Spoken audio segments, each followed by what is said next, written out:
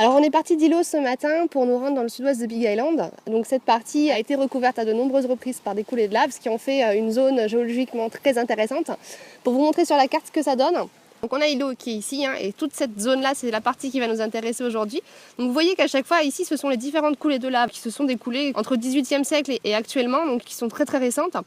Donc là se trouve Lava Tree State Monuments. Donc c'est un petit parc en fait qui permet de voir des formations de lave.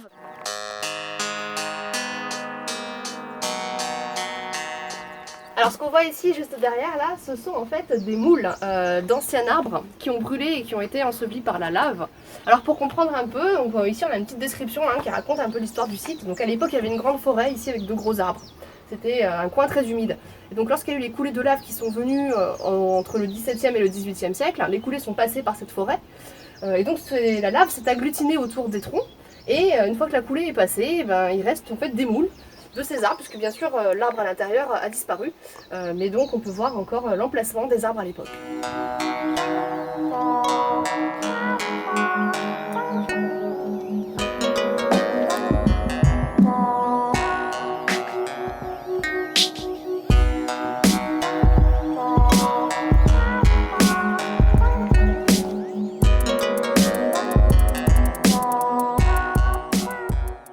Changement de décor, on vient de s'arrêter le long de la route. Il y a plein de voitures, donc on imagine qu'il y a peut-être une plage intéressante par là. Il y a du monde en maillot, donc on va voir.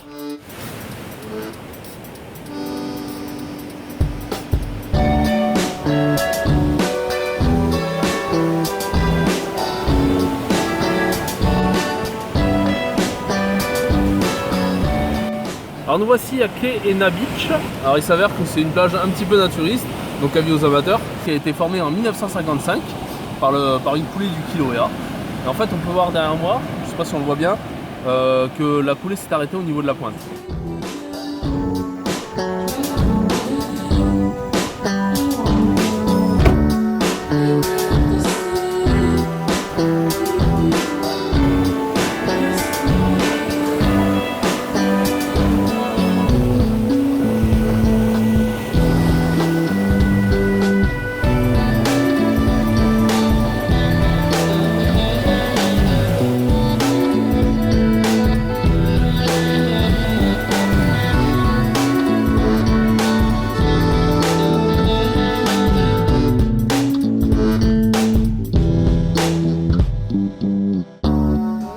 Petit moment d'émotion à l'instant, on a vu une corde passer dans l'eau, et puis là on voit un truc bouger un peu dedans.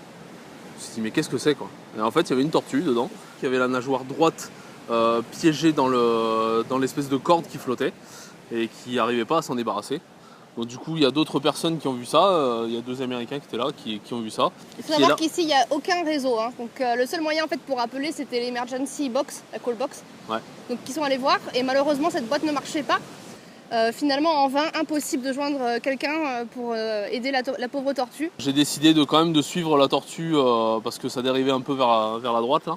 Et finalement elle a réussi à se sortir toute seule, donc tant mieux. Je pense qu'on serait pas parti serein en sachant qu'il y avait une tortue à l'agonie à 10 mètres du rivage. Mais en tout cas ce qui nous a fait plaisir c'est que les personnes qui étaient avec nous ont vraiment été aussi touchées par cette cause. Et j'avais peur que pour une tortue qui est très banale ici, on en voit partout, il y en a partout, ouais. Qu'on se dise oui c'est une tortue, c'est pas grave. Et en fait pas du tout, les gens ont vraiment tout fait pour essayer de la secourir. Et heureusement l'histoire se termine bien. Et voilà, donc du coup ça y est, on est content.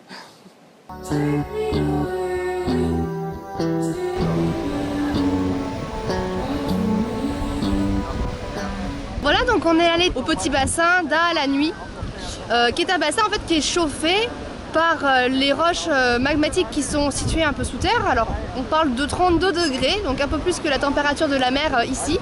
Et on va donc tester ça. Donc c'est un petit bassin qui a été façonné par l'homme, il y a des contours en béton, c'est naturel au fond. L'eau de la mer s'engouffre un peu, et voilà.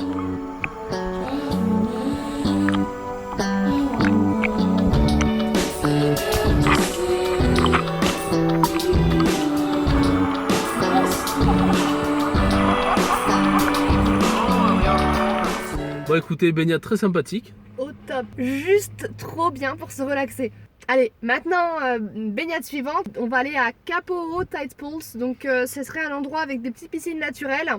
Également, un bon spot de snorkeling s'il n'y a pas de mer trop forte. Alors, la mer est un peu agitée aujourd'hui, donc j'espère qu'on pourra y accéder et découvrir tout ça.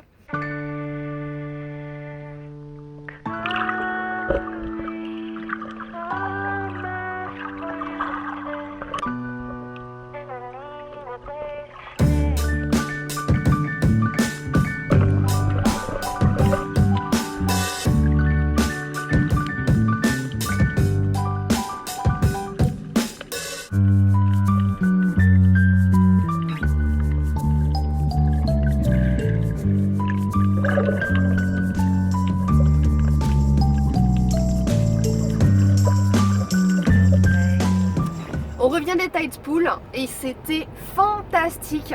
La mer est un vrai aquarium. Je pense que c'est notre plus beau spot de snorkeling depuis le début du séjour. On a vu des poissons de toutes les couleurs. Ça fait des piscines en fait tapissées de coraux. Ouais. C'est extraordinaire. Il y a plein de couleurs. Il y a plein de couleurs, il y a plein de poissons, il y en a dans tous les sens. L'eau est calme. Ça c'est bien parce que super, ça permet de lisser un peu la surface et d'avoir un fond qui est clair.